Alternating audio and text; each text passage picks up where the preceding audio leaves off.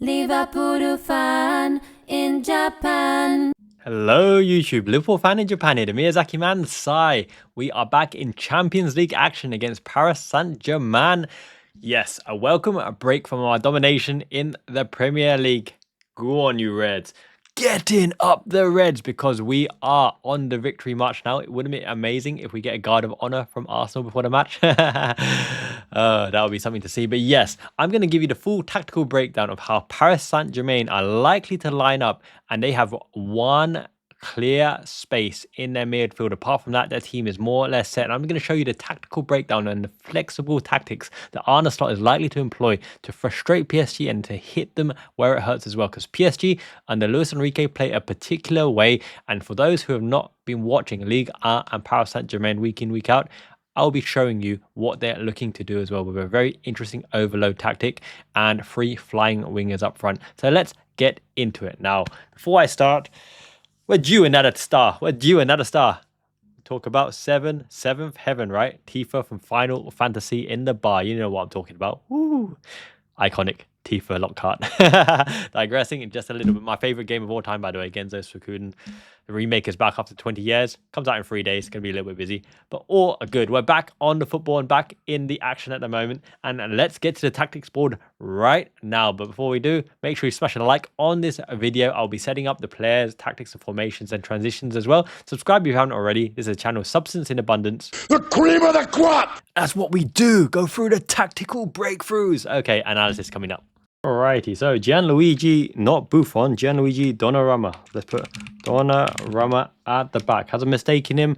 Former wonder kid, super highly paid, super expensive, good goalkeeper, but he fumbles a bit. He's a little bit like Onana, really, but all good. Who they got? Nuno Mendes, wonder kid left back from Portugal as well, flying up and down, but actually expect the other side to be flying up and down more because this is the legendary Achraf Hakimi, new Hakimi. Achraf Hakimi. He loves to occupy the right-hand side. He's an up and down flying bombing winger like a Conor Bradley, for example. William Pacho, who we actually looked at. We looked at William Pacho in the summer. We'll probably partner Marquinhos, right? He's still going. Is it Inhos, something like that. Inhos, I think, no I there. And Pacho, solid, physical, very good, dominant. Marquinhos, obviously very well experienced as well, Brazilian international. Now, this is where the question comes in on how Paris Saint-Germain wants to sit in. I think Vitinha will definitely play solid, all-rounder, physical, try to disrupt our midfield dominance. Neves is more or less going to be on the left-hand side. João Neves, Portuguese wonder kid as well. A bit of everything. Used to play like former Spaniard Koke Atletico. And then this one, if they're going for control, if they're going for techers and technical brilliance, the former kind of Barcelona style of play, and it is a former Barcelona manager in Luis Enrique as well, then they go for Fabian Ruiz, right? Fabian Ruiz from Napoli, good ball player, alongside Rodri in the Spanish international setup, did amazing things with many, obviously came on the final as well. Great ball player, very tidy, gets around the pitch as well. If they're going for the goals, and I do think that PSG need a goal threat here, they're going to need to outscore Liverpool because I don't think they're going to keep a clean sheet here. So they're going to go for firepower to outscore Liverpool, but they're going to need some resemblance of control in the midfield, especially against our midfield. So if they want control, they go for Fabian Ruiz. If they're going for firepower and unpredictability, they go for Desiree Doué. Desiree Doué is also a wonder kid, a high prospect, plays the number 10, plays Mezzala side positions, comes in from the right, obviously because Mezzala left is Neves. More than just a registrar, he really pushes up as well. Will he be brave and go for Doué, or will he go for control with Ruiz? Now, Champions League, I think you feel it out. You got to feel it out at home. You can't be under the cosh, under the weather. I was under the weather, which is why I haven't made a video for a while. But all good. I am back, not in black, but in red, representing. Now, Kvaratskhelia, big new signing. Played on the left for Napoli, but actually he plays more on the right. So I'm just going to put Khvicha for now, right?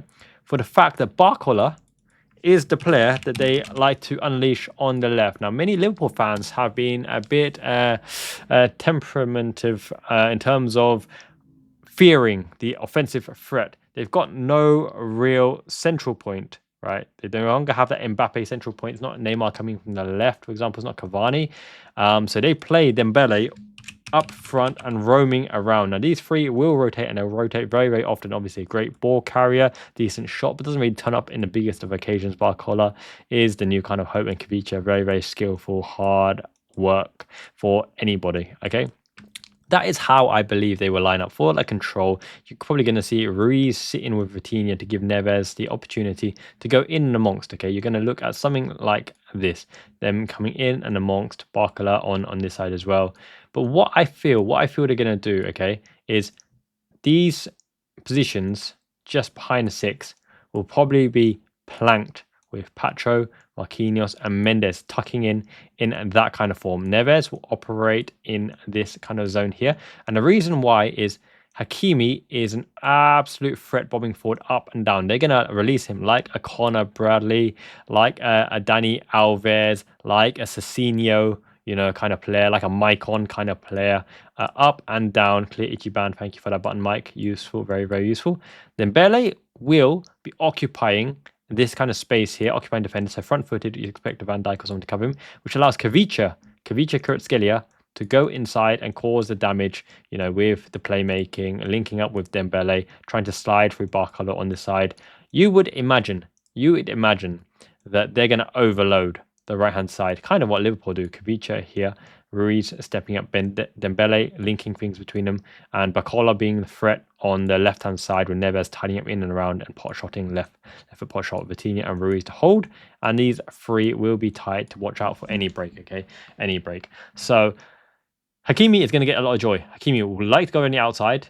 He'll like to deliver. He'll play the 1-2s with Khvicha as well. Khvicha has the ability to underlap in as well and go in and around the outside, which Hakimi can play make from the central position. Hakimi is a very tidy and very quality player, and Khvicha obviously can play in and around the outside as well. Pretty much two-footed, although he really, really likes to bop the ball with his right foot, even though he's two-footed. So it'll be very interesting to see. They got to keep an eye on Dembele. Dembele will obviously probe to add the extra man on occasion. Dembele is not adverse to running in behind as well, which means Khvicha will be going more central, and Hakimi will either be darting inside or playing down to Dembele as well. Ruiz won't be too adventurous. Vitinha neither. Neves probably has a little bit more free reign, but actually you might see them when they drop in, really form a tight-knit unit. Barcola will be doing the work. Hakimi will be sitting in that slot there. Khvicha will probably be on the counter, and Dembele will be floating between the lines. They'll probably be operating in that kind of manner right there, okay? So that is what I expect Paris Saint-Germain to go with. Nuno Mendes can go around the left-hand side, but if you're looking for an attacking fullback, I think that Hakimi is the one with Mendes tasked to double up on Salah whenever possible, even though he's got an adventurous running spurt in him, okay? We're going to line them up somewhat like this. I expect them to stay in this kind of shape predominantly for a majority of the game. Ruiz next to Vitinha, Neves in that kind of side, Khvicha staying higher, then Barcola breaking in. Overload on their right-hand side, our left, and look for Barcola on the back post if Dembele can't make the runs himself. Okay, so how do Liverpool line up? So obviously we go with full strength. We have to. Alisson Becker, he's better than Donnarumma. Van Dijk, he's better than Marquinhos. And Konate, they want Ibu, big Ibu. They want him. They're not going to get him. He's our weeb, and he's here to stay. Love our Ibu. The Colossal Titan. Left wing. I think Gakpo comes back in, even though Lucho Diaz has been playing well, running the ball, good manpower, good hard work. You need goals. There's no away goals anymore, away goals in Champions League, but you need a goal threat, and long-range goal threat from Gakpo and predatory instincts is very, very good. Maka comes in for control. Now, Curtis Jones has a calling in this, because if you want to hold the ball high up, Curtis Jones has dribble jinky ability. But I think he's useful as a sub as well. Obviously, Gravenberch, close-up player of the season so far, comes in. Endo would have been nice, but realistically, it's Gravenberch. Mo Salah is our game-winning condition, man for the big occasion. Szoboszlai, you saw in the last video, Superman, Dominic Szoboszlai, Hungarian Superman. He's very much needed. And this is the choice now. Is it Luis Diaz leading the line, running across, or do you need to slot away your pot shots? Obviously, Nunes was in the naughty bin, so I don't think Nunes starts. But I think Diogo Jota starts this one for the fact that he is a secondary playmaker in the line of 6. You're going to need intelligent movement to shuffle off Ruiz and Vitinha, who are going to be sitting deep on you. You're going to have to get your shots away against Marquinhos, who's going to force you out wide. And the fact that Jota can shoot off both feet is an X factor that's really, really important when you're working that yard of space. Salah will obviously work between the lines. Now, this is a game-winning condition in itself because Nuno Mendes is decent, nice wonder kid, but not the best defender ever. Where have we heard that before? So Salah will run him amok. Trent Alexander-Arnold is the only fit right back at the moment in the absence of Conor Bradley and Joe Gomez being injured. So Trent Alexander-Arnold camps in this slot here because he's got to watch out for Barcola, especially again and again. I think we go on the offensive in terms of Szoboszlai being the one to overlap and underlap Salah on both sides because of the fact that Ruiz, Vitinha and Neves are all ball players of pretty good caliber, right? Szoboszlai hasn't got a distinct role to man mark one of the players out of the game. So it'll be up to Jota to dart back to disrupt the line of 6. Gakpo isn't as good as pressing as Lucho Diaz or Nunes, but he'll be in there to basically mark and cover for this Hakimi run again and again. Because Robbo, who will come in for leadership value and experience, will have his hands full with Hakimi and Khvicha. It's just going to be the way it is. So Maka's going to have to tuck in on whichever one is the one to block the ball, as well as Gravenberch as well, which means it's going to be up to Konate to hold this flank. Now, Dembele will be roaming in and around this area because obviously when they overload the right, the weak area is the left. The yellow does not want to disappear. Comes back and again. But no yellow belly here. This is all about making sure that you play the zones of containment. Okay, Dembele will be roaming, looking for space. Szoboszlai, luckily he is about 10 men in one, will have to do the X Factor dance and cover the box, the line of 6, because Maka's going to have his hands full, helping Robbo with a constant overload of Hakimi and Khvicha roaming in and around as well. Luckily, if they go with these 3, it's more about control and you've got your clear targets. You've got your clear targets to mark out. I don't envisage Barcola going out wide so many times. Barcola will want to come inside. He'll want to cut inside and sit in that pocket as well. And luckily, because of our Salah threat, like a dirt kite, he nullifies Nuno going on the outside. So the real threat is the Hakimi overlap, as I said again. Now, overlapping is all well and good because you have Van Dijk on a front post here. You're almost wanting to force him out wide there because the distance between Hakimi and Khvicha will be increasing all the time. And the closer you bring to him, the more of a congestion trap you can do, right? So this is a real tactical analysis with substance and abundance. And it's about controlling these 3 for the recycle as well. Szoboszlai will probably be roaming and marking Dembele on the cover. Konate will be covering for Trent, who'll be keeping Barcola on the outside as well. Salah will be doing his job to help. But I don't think Salah, unlike last games where he really, really had to help out against Jeremy Doku, Barcola is not a Doku. Doku is absolutely elite when it comes to 1v1 dribbling. Salah stays for the counter-attack. Jota stays to play make between the lines. Gakpo's running power in the verticals allows him to go outside. And it'll be a containment exercise. We'll give PSG a lot of the ball and try to hit them on the break because these 3 don't have the running capacity and the power of a Maka, a Gravenberch, and a where is our Domi Sobers to keep up with them the whole game. So we can transition back and forth. And on the counter, on the retreat, right, we're going to want to force Hakimi backwards. Robertson can push up. Trent can obviously push up. They've got to close him for his ability to hit the Jota on the diagonal, to hit Salah in between the lines, to play Szoboszlai in between the lines if Salah cuts inside to play make or goes around the outside as well. They've got to come to Trent. And if they come to Trent, they're exposed on the counter-attack as well with the running power of Szoboszlai. Maka will get into the 10 position. Salah will get into half-space position and play make from a wide position. That's a game win. That is the biggest game-win condition, one of the biggest game-win conditions that I've ever seen. Try to get my words out there. Pacho's solid, but Jota's silky with a silkworm dribble, and very intelligent as well. Maka will be very important to control tempo. You always got to control tempo in Europe. And one of the game-winning conditions as well, right, is Gravenberch breaking this.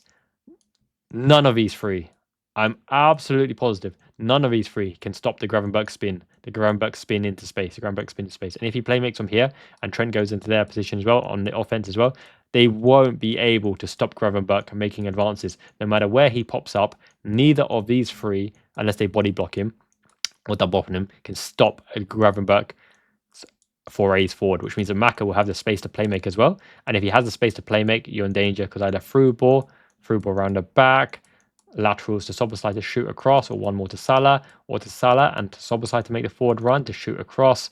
And we have the firepower of Lucho Diaz and Nunes on the bench as well as many other options like Federico, Chiesa, and midfielders like Curtis Jones to come on, Wataru Endo to shop. Tsimikas for an extra delivery option. So it's going to be a very, very exciting match overall. End to end, there will be goals in this thing, but the game, in my opinion, will be won by the fact that our midfield, for me, is significantly better, even though they have good ball players. The physicality is different, and they don't have a Mo Salah. Dembele, for all his quality, and he's probably more skillful, and Khvicha is probably more skillful, don't have that big game-winning pedigree that our Egyptian king, the metric goal king, has. And Salah, Szoboszlai, who's massively in form, and if Jota gets his shooting boots on, it'll be a good night. Gakpo has a predatory instinct as well, but for me, the game will be won in midfield with these three controlling it. And if you look at the back line as well, Van Dijk and Konate match up really well. It's going to be a tough night, but the physical body of Van Dijk and Konate and speed means Dembele can't get away with speed. He's got a good shot on either foot, left and right.